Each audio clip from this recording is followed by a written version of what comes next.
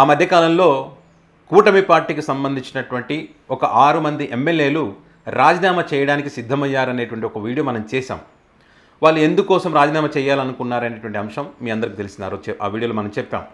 వాళ్ళ నామినేటెడ్ పదవులకు సంబంధించి వాళ్ళు చెప్పినటువంటి పని చేయడం లేదని చెప్పి, చంద్రబాబు నాయుడు గారు మాకు ప్రాముఖ్యత ఇవ్వడం లేదని చెప్పి, వీళ్ళు చెప్పినటువంటి లిస్టు మార్కెట్ యార్డ్కి సంబంధించి కానీ మిగతా నామినేటెడ్ పదవులకు సంబంధించి వీళ్ళు పంపే లిస్టును పక్కన పెడుతున్నారని చెప్పి వాళ్ళు బాధపడ్డటువంటి పరిస్థితి. అందులో రఘురామకృష్ణరాజు కూడా ఉన్నారు. సో చాలామంది సీనియర్ ఎమ్మెల్యేలు టీడీపీ పార్టీకి మొదటి నుంచి ఉన్నటువంటి వాళ్ళు కూడా ఉన్నారు. సో అయినా కూడా చంద్రబాబు నాయుడు గారు మరి వాళ్ళు పంపినటువంటి పేర్లంతా పక్కన పెట్టడం జరిగింది. సో ఆ క్రమంలో వాళ్ళు ఏంటి, మా మాట కనుక ఇట్లే వినకపోతే, మాకు రెస్పెక్ట్ ఇవ్వకపోతే, మేము చెప్పినటువంటి పేర్లు పరిగణలోకి తీసుకోకపోతే రానున్న రోజుల్లో మాకు కార్యకర్తల నుంచి కానీ నియోజకవర్గంలో కానీ వ్యతిరేకత వస్తుంది కాబట్టి ఖచ్చితంగా రాజీనామా చేస్తామని చెప్పి ఒక 6 మంది ఎమ్మెల్యేలు చెప్పారని ఆ మధ్యకాలంలో పెద్ద ఎత్తున వార్తలు వచ్చినాయి. అందులో ముగ్గురికి చిన్నబాబు పెద్దబాబు నచ్చజెప్పేటువంటి ప్రయత్నం చేశారు. మిగతా ముగ్గురు అయితే వినలేదని చెప్పి కూడా ఇప్పటికీ కూడా అదే అసంతృప్తితో ఉన్నారనేటువంటి వార్తలు కూడా ఇప్పటికీ కూడా అదే చర్చ జరుగుతూ ఉంది. వాళ్ళేంటి వదిలేశారు, వాళ్ళు ఉంటే ఏంటి పోతే ఏంటి, రాజీనామా చేస్తే ఎవరికి నష్టం? 164 మంది ఎమ్మెల్యేలు ఉన్నారు. వాళ్ళ ముగ్గురు రాజీనామా చేస్తే ఏమైనా ప్రభుత్వం పడిపోతుందా? పడిపోదు. పోతే పోనని చెప్పి వీళ్ళు వదిలేశారని చెప్పి వాళ్ళు కూడా ఏం చేయలేనటువంటి పరిస్థితి. వాళ్ళ ముగ్గురు రాజీనామా చేయడం వల్ల వచ్చేది ఏమైనా ఉందా? ఏమైనా ప్రభుత్వం కూలిపోయింది, ఏమైనా ప్రపంచం బద్దలయ్యేది ఏమైనా ఉందా? లేదు. అధికారంలో ఉన్నారు కాబట్టి వాళ్ళు రాజీనామా చేసేటువంటి అవకాశం ఉండదు. ఇంకా కష్టమో నష్టమో అసంతృప్తో తృప్తో ఏదో మొత్తానికి పార్టీలో కొనసాగాల్సి వస్తుంది. అదే రకంగా అసంతృప్తితోనే పార్టీలో కొనసాగుతూ ఉన్నారు. ఇప్పుడు మరొక ఎమ్మెల్యే, కూటమికి సంబంధించిన మరొక ఎమ్మెల్యే రాజీనామా చేయడానికైనా సిద్ధమని చెప్తా ఉన్నారు. దేనికోసం? వాళ్ళన్న నామినేటెడ్ పదవులకు సంబంధించి. ఈయన దేనికోసం అంటే సంపాదించుకోవడానికి అవకాశం కల్పించడం లేదు. నేనేదో నా అవస్థల పడి భయపెట్టు ఇంకోటి చేసి సంపాదించుకునేటువంటి ప్రయత్నం చేస్తే నన్ను సంపాదించుకోనివ్వడం లేదు, నా పైన అసత్య ఆరోపణలు చేస్తూ ఉన్నారు, అసత్యపు కథనాలు రాస్తూ ఉన్నారు, ముఖ్యమంత్రి గారికి కంప్లైంట్ చేస్తూ ఉన్నారు. ఇట్లనే చేస్తే కనుక నేను రాజీనామాకనే సిద్ధం నేనని చెప్పి మరి ఆ ఎమ్మెల్యే చెప్తా ఉన్నారు. ఎవరు ఆ ఎమ్మెల్యే అంటే ఆదినారాయణ రెడ్డి గారు. మీ అందరికీ తెలుసు, కూటమి అధికారంలోకి వచ్చినప్పటి నుంచి కూడా ఆయన వివాదాస్పదంగానే ఉంది. ఆయన నిర్ణయాలన్నీ కూడా జేసీ ప్రభాకర్ రెడ్డి గారితో గొడవపడ్డం, సీఎం రమేష్ గారితో గొడవపడ్డం, జేసీ ప్రభాకర్ రెడ్డి లారీలా ఆపించడం, అక్కడికి తాడిపత్రికి వెళ్ళి సవాలు విసరడం, ఇట్లా ఒకరి మధ్య ఒకరు. మరి జేసీ గారు కూడా అక్కడికి వెళ్ళినటువంటి పరిస్థితి, పోలీసులకు పెద్ద తలనొప్పిగా మారినటువంటి పరిస్థితి, శాంతి భద్రతలకు విఘాతం కలిగినటువంటి పరిస్థితి. అక్కడ సామాన్య ప్రజలైతే పాపం చాలా ఇబ్బందులు పడ్డారు, భయభ్రాంతులకు గురయ్యారు, ఏం జరుగుతుంది మళ్ళీ అని చెప్పి. సో ఈ రకంగా ఆయన వ్యవహార శైలి ఉంది. మరి ఇదే కాకుండా ఉన్నటువంటి కంపెనీలను, పరిశ్రమలు అయితే ఉంటే ఆ పరిశ్రమల దగ్గరికి పోయి కూడా దాడులు చేయడం, ఆ పరిశ్రమలో తాళాలు వేయడం, ఇలా తన వర్గీయులతో వెళ్ళి ఇట్లా హంగామా చేశారు. అప్పుడు ఈ పరిశ్రమలందరూ కూడా సీఎం చంద్రబాబు నాయుడు గారి దృష్టికి తీసుకువెళ్ళినటువంటి పరిస్థితి గతంలో. అయినా కూడా ఆయన పద్ధతి మారలేదు. ఇప్పుడు కడప జిల్లాలో ఉన్నటువంటి ఏదైతే ఆల్ట్రాటెక్ సిమెంట్ ఫ్యాక్టరీ ఉందో ఆ సిమెంట్ ఫ్యాక్టరీకి వచ్చేటువంటి ముడి సరుకులు కానీ ఇతర సరుకులు కానీ ఆ కాంట్రాక్ట్కి సంబంధించినటువంటి పనులు కానీ ఈ ముడి సరుకుల్లో వాహనాలు వస్తే వాహనాలను తన వర్గీయులతో ఆపించడం, ఈ కాంట్రాక్ట్ పనులు కూడా తన వాళ్ళకి ఇవ్వాలని చెప్పి గట్టిగా వార్నింగ్లు ఇవ్వడం, లేదైతే మూసేస్తాం తాళం వేస్తామని చెప్పి భయపెట్టించడం. సో ఇప్పుడు ఆల్రెడీ వాళ్ళకి ఇప్పుడు ఒక కాంట్రాక్ట్ పని ఉంటుంది, వాళ్ళకు కొంత గడువు ఉంటుంది. ఆ గడువు తీరకముందే నేను చెప్పిన వాళ్ళకి ఇవ్వాలని అంటే ఎట్లా? వాళ్ళకు కొన్ని రూల్స్ ఉంటాయి, ఆ పద్ధతి ప్రకారం వెళ్తారు వాళ్ళు. కాంట్రాక్ట్ అంటే అగ్రిమెంట్స్ ఉంటాయి, వాటిని కాదని చెప్పి వేరే వాళ్ళకి ఎట్లా కాంట్రాక్ట్ ఇస్తారు వాళ్ళు? అయిపోయిన తర్వాత ఇది మాకే ఇవ్వాలని అడిగితే దానికి అర్థం ఉంటుంది. అయిపోకముందే కావాలని అంటే అధికారం ఉందని అహంకారంతో భయపెడుతున్నట్టే కదా.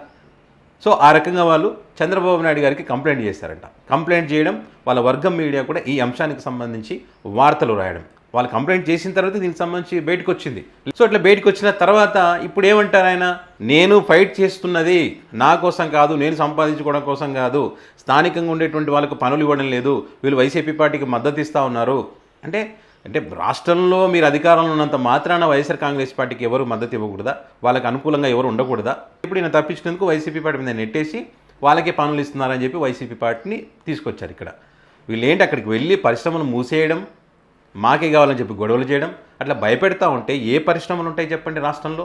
జగన్ గారి హయాంలో అమర్రాజా ఫ్యాక్టరీ కంపెనీ వెళ్ళిపోయిందని చెప్పి పోయింది జగన్ హయాంలో కంపెనీలన్నీ పోయినాయని చెప్పి ఒకటి పోతే ఎందుకు పోయింది, ఏ రీజన్తో పోవాల్సి వచ్చింది కూడా అందరికీ తెలుసు.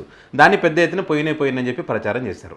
సో ఇప్పుడు వీళ్ళేమో ఆల్రెడీ ఉన్నటువంటి కంపెనీలను వీళ్ళ వ్యవహార శైలితో వీళ్ళు భయపెట్టి ఉన్న కంపెనీలను పంపించేస్తూ ఉన్నారు. మళ్ళీ ఏమంటారు, స్థానికుల కోసం పోరాటం చేస్తున్నాను, స్థానికులకు పనులు ఇవ్వాలని పోరాటం చేస్తున్నారు, నా మీద తప్పుడు వార్తా కథనాలు రాస్తూ ఉన్నారు, తప్పుడు కంప్లైంట్స్ ఇస్తూ ఉన్నారు, ఈ పరిశ్రమలు కానీ ఈ వార్తాపత్రికలు కానీ నేను ఛాలెంజ్ వేస్తూ ఉన్నాను, నేను సంపాదించుకోవడం కోసం కాదు, వాళ్ళ కోసం నేను రాజీనామా చేయడానికైనా సిద్ధంగా ఉన్నానని చెప్పి ఛాలెంజ్లు వేస్తూ ఉన్నాను. రాజీనామా కూడా చేస్తానంటున్నాడు ఆయనకు. అందరికీ తెలుసు అక్కడ ఏం జరుగుతుంది ఏంటనేది అందరికీ తెలుసు. కూటమి అధికారులకు వచ్చినప్పటి నుంచి మీరు ఏ రకంగా ఆ ప్రాంతాల్లో పరిశ్రమల విషయంలో కానీ ఫ్యాక్టరీల విషయంలో కానీ మీ పార్టీ నాయకులతో ఏ రకంగా వివరిస్తున్నారో అందరికీ తెలుసు ఇక్కడ.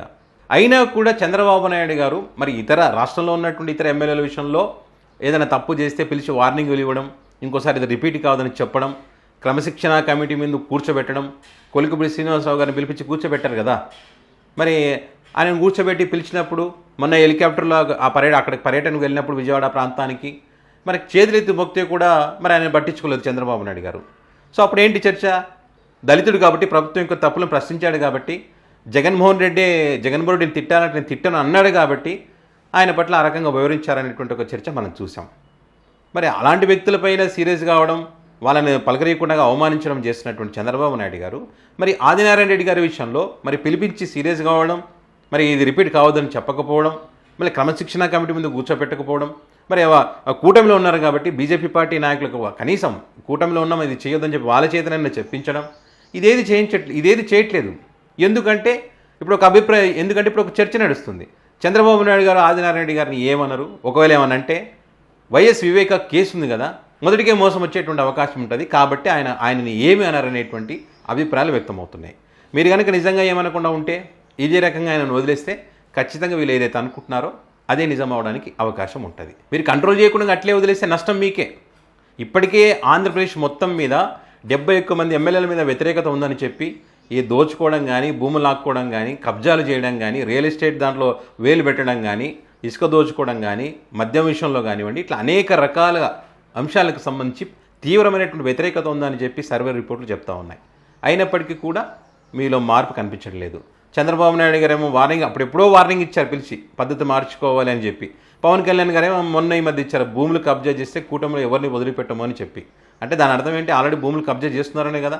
ఇట్లా చంద్రబాబు నాయుడు గారు, పవన్ కళ్యాణ్ గారు ఎన్ని మాటలు మాట్లాడినా అది పేపర్కి పరిమితం అయితే తప్ప క్షేత్రస్థాయిలో మారేటువంటి పరిస్థితి ఏమీ కనిపించడం లేదు. మరి సీరియస్ యాక్షన్ తీసుకుంటే ఒకరి మీదనైనా మిగతా వాళ్ళు తప్పు చేయకుండా ఉండడానికి అవకాశం ఉంటుంది. లేదంటే కనుక ఇలాంటి వ్యక్తులు ఇదే రకంగా మరి ఉన్నటువంటి పరిశ్రమలను భయపెట్టడం కానీ, పార్టీలో ఉన్నటువంటి నాయకులను భయపెట్టడం కానీ, లేదా రాజీనామా చేస్తానని చెప్పి బ్లాక్మెయిల్ చేయడం కానీ, లేదా నా దగ్గర 10 మంది ఎమ్మెల్యేలు నేను చెప్తే వింటారని కానీ, ఇట్లా అక్రమంగా సంపాదించుకునే డబ్బుతో ఆ రకంగా బ్లాక్మెయిల్ చేయడానికి కూడా అవకాశాలు ఉన్నాయి.